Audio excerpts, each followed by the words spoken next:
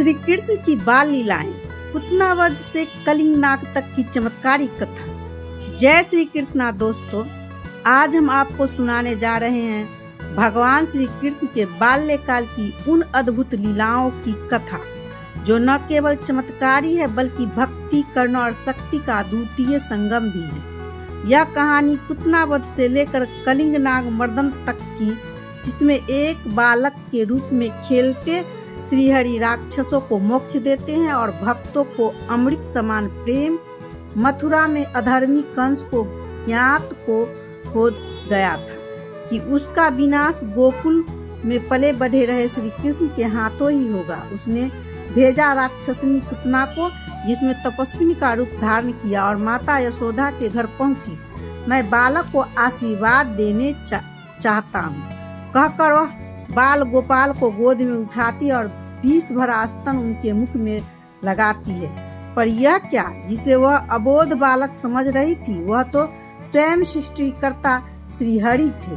प्रभु ने उसकी प्राण शक्ति को खींच लिया और पुतना अपने असली राक्षसनी रूप में प्रकट होकर तड़प तड़प कर प्राण त्याग देती है। लेकिन भगवान की लीला देखिए, उसने मृत्यु नहीं मोक्ष प्राप्त होता है, क्योंकि उसने प्रभु को माँ बनकर छूने का प्रयास किया था। श्री कृष्ण अब झूले में विश्राम कर रहे थे और तभी आया सतनासुर, जो रथ का रूप धारण कर बालक को कुचलने आया। भगवान ने केवल अपने चरण से एक रथ को स्पर्श किया और वह चूर हो गया। कुछ समय बाद आया तुर्नावध, वायु रूपी राक्षस, जिसने पूरे गोकुल को अंधकार और तूफान में ढक दिया और प्रभु को उठाकर आकाश में ले गया। लेकिन वहां श्री कृष्ण ने उसका गला पकड़ लिया और तुर्नावध ध्वस्त हो गए, वहीं मोक्ष को प्राप्त हो गया। प्रभु ने इन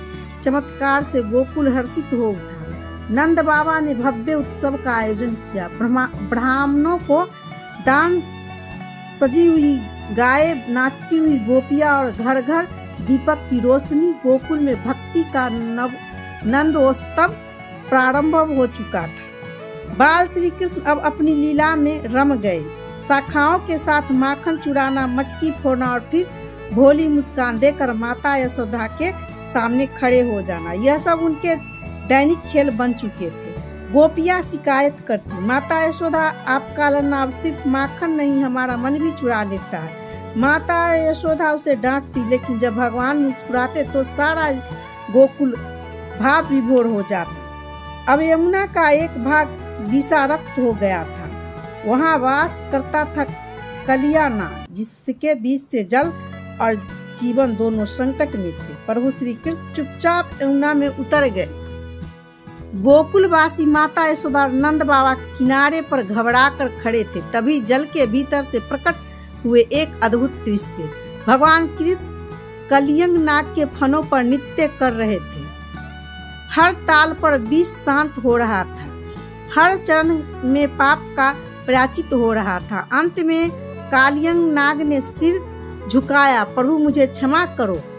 भगवान ने उसे क्षमा किया और यमुना पुनः पवित्र हो गई।